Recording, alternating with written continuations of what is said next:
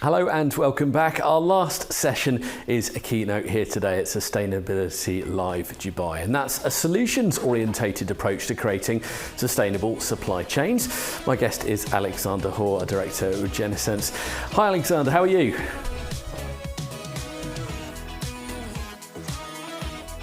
Alexander, can you hear me? Hi there, I'm well, thank you very much. Excellent, I'm very good, and thank you so much for joining us today. You have the pleasure of closing the show. What I love about these events is the wide variety of people we have, wide variety of industries. You come into this from a more consulting approach, which adds a whole different layer to the conversation. So the virtual floor is yours, and we'll come back to any questions at the end of your session. Brilliant, thank you very much. Thanks for having me. Firstly, I'd just like to say thanks everyone for participating. Really appreciate the opportunity to talk to you about this. Just a little bit of background about me. My background is in environmental science and previously held positions as Vice President for Sustainability for Massmart Walmart and now Director at Regenisense Sustainability Consulting. So today I'm going to be talking a little bit about sustainable supply chains. And as part of that, I think it's important to just cover, why we care about, what's important about these. And so as context, I don't want to go into a massive amount of doom and gloom about the state of the world's environment, but you don't have to look too far to see that we're using resources at a rapid rate. And when we use resources, we're causing quite a lot of damage to the surrounding environment. So we are clearing 3.7 million hectares of tropical forest annually. We are 35% of commercial fish stocks are already overexploited. 57% are fully exploited. We've seen a massive decrease in biodiversity globally, and we're on track to have an incredibly warm climate going forwards. And so is absolutely a good reason for us to be focused on how we can source more sustainably. In addition to which, not only are we under pressure from an environmental perspective, but many companies, and I assume some of the people on the call here today, recognize that there's definitely a commercial impact to our environmental constraints and to the work, the damage that's being, the impact that's being placed on the environment. So, when we think about it, in the most recent CDP disclosure for forests, 151 companies reported that they had $53 billion worth of assets at risk from deforestation. We're seeing reduced margins in fisheries due largely to difficulty in finding fish stocks, and that's affecting the commerciality of these businesses. We're seeing a significant shift from customers when it comes to what they're seeking when they're purchasing products, either in a retail environment or from a business-to-business perspective. For example, there's been a 10x growth in certified versus conventional seafood. So there's clearly a demand for certified sustainable seafood. And then there's growing regulatory pressure everywhere. Most recently, there's the EU deforestation regulations that have come out, highlighting the need to source timber and forestry-based products more sustainably. And not only does that create considerable complexity around sustainable sourcing, but also there's significant impacts to the extent that companies are found to be sourcing unsustainably. And so for all these reasons, both commercial and just from an overarching environmental perspective, it makes sense for companies to be really considering how they can source more sustainably.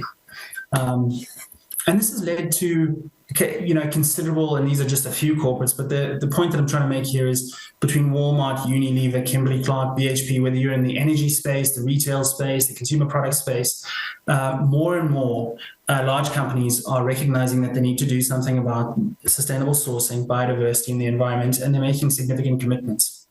This is important for both their consumers, but it's also important for anyone who's supplying into any of these large corporates. And so there is a great case to be made for corporates to understand their supply chains and start taking pragmatic action around how they can source more sustainably. So there's a global imperative to act. There's definitely an advantage to companies that demonstrate that they credibly understand the issues and they're addressing them, and there's a reputational benefit to be gained there.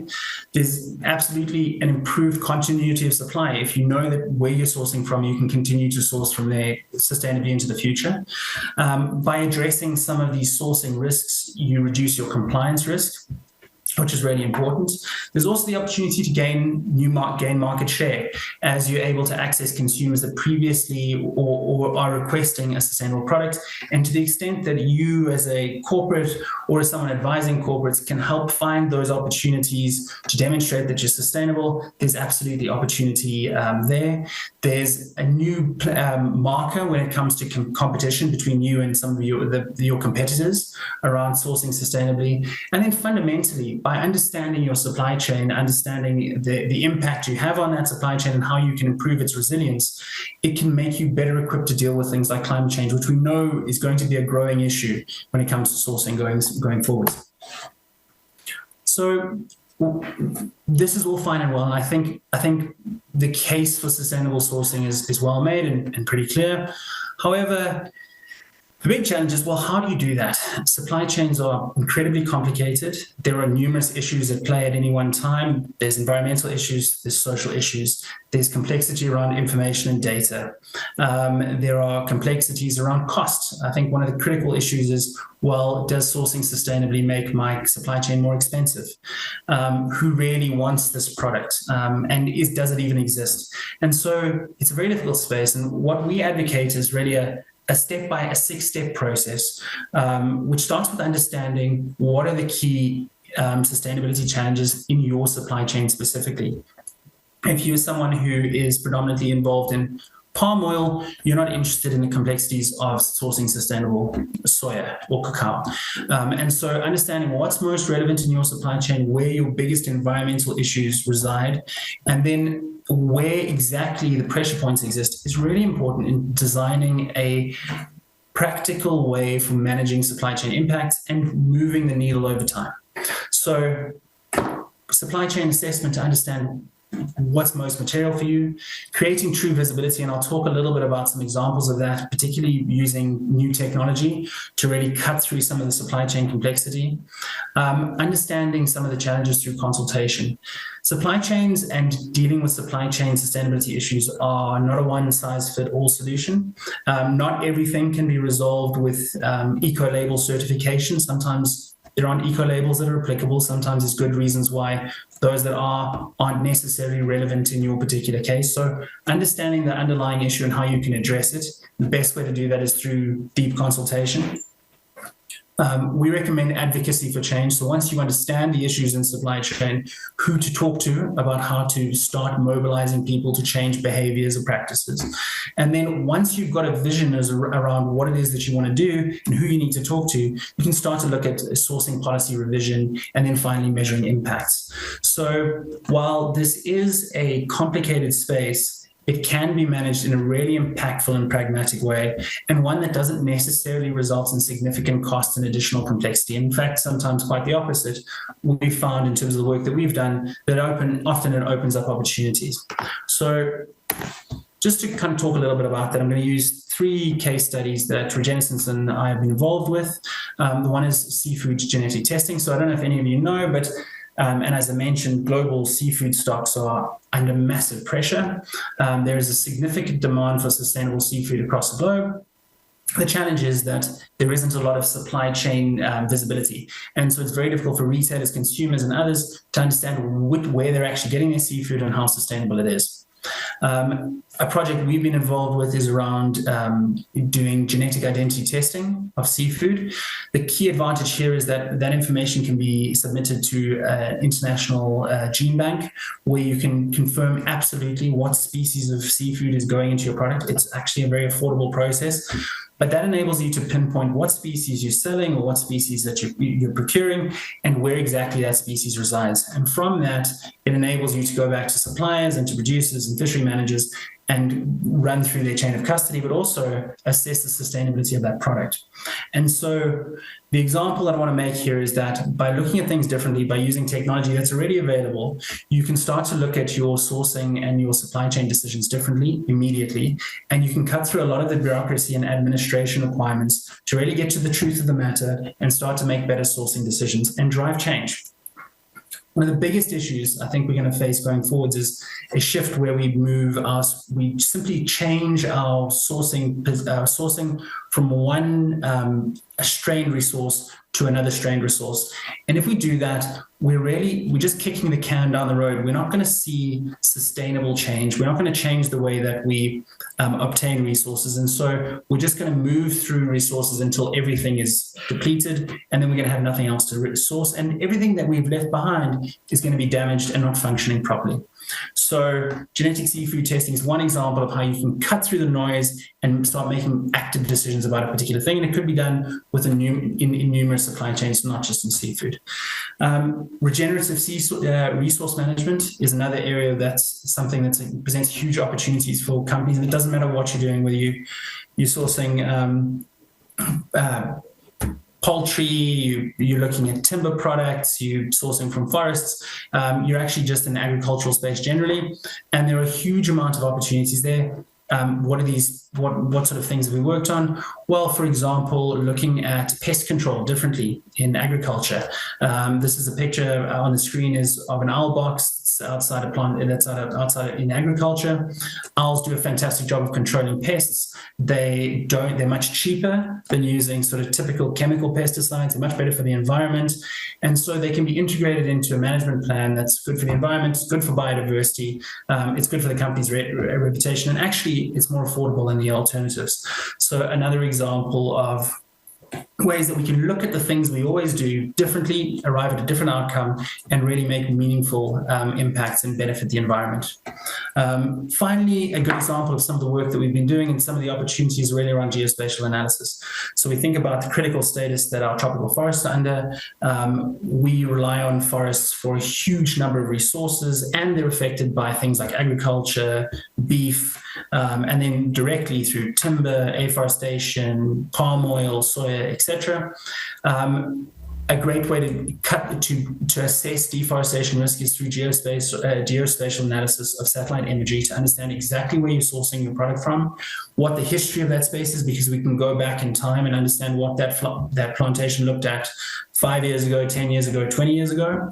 And then we can make different decisions about where we source and how we then actively manage these resources and these forests so that they start to regenerate and so that we can rely on utilizing that resource going forwards. So just to summarize, this is a hugely important space, irrespective of what industry you operate in.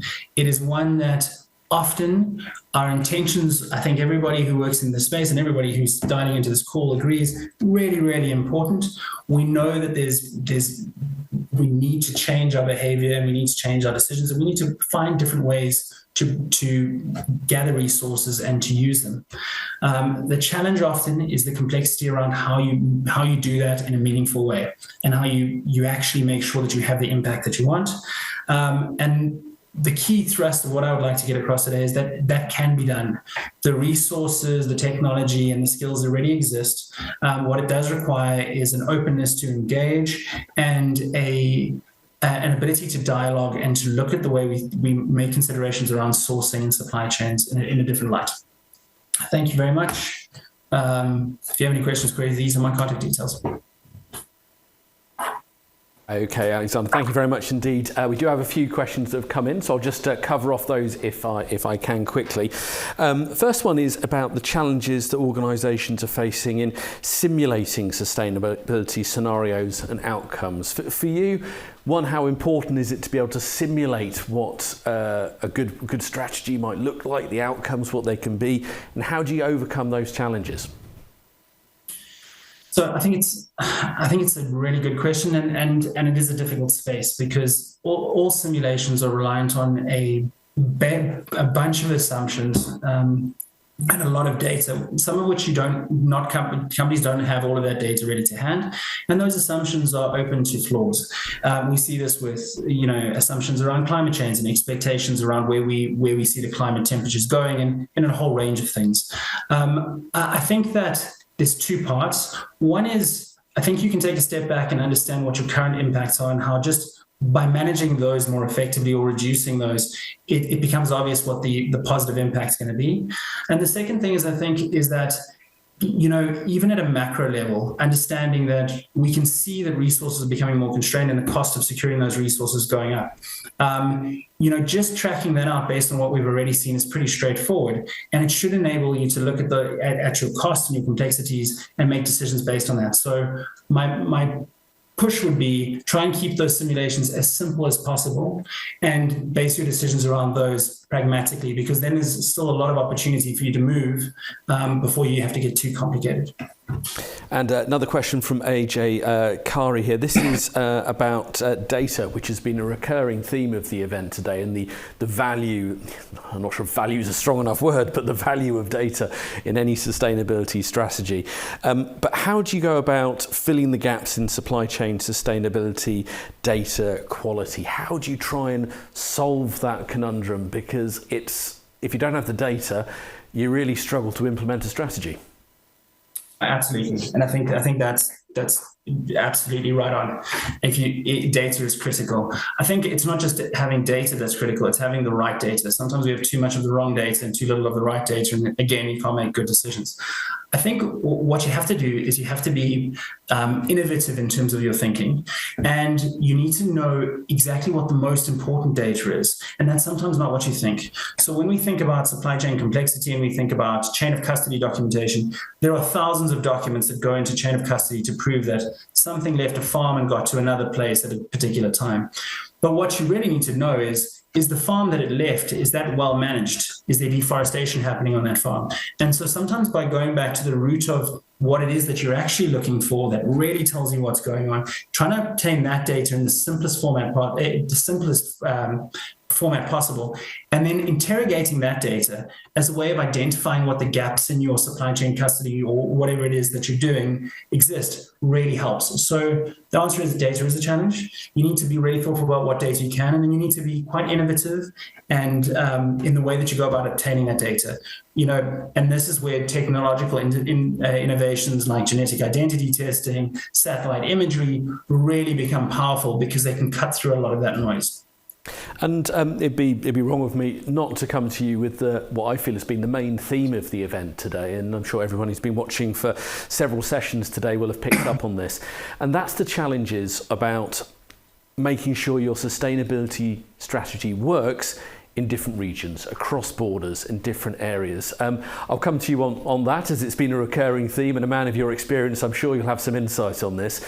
The advice you'd give anyone who's trying to make a sustainability strategy work across regions, across borders, and actually make sure you can deliver a strategy despite those challenges.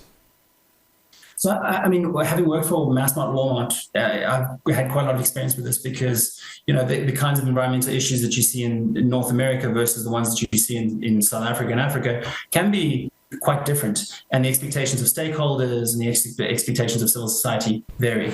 What I would say is that at a macro level, we're all facing the same sorts of issues, whether it's biodiversity loss, whether it's land use change, whether it's global greenhouse gas emissions.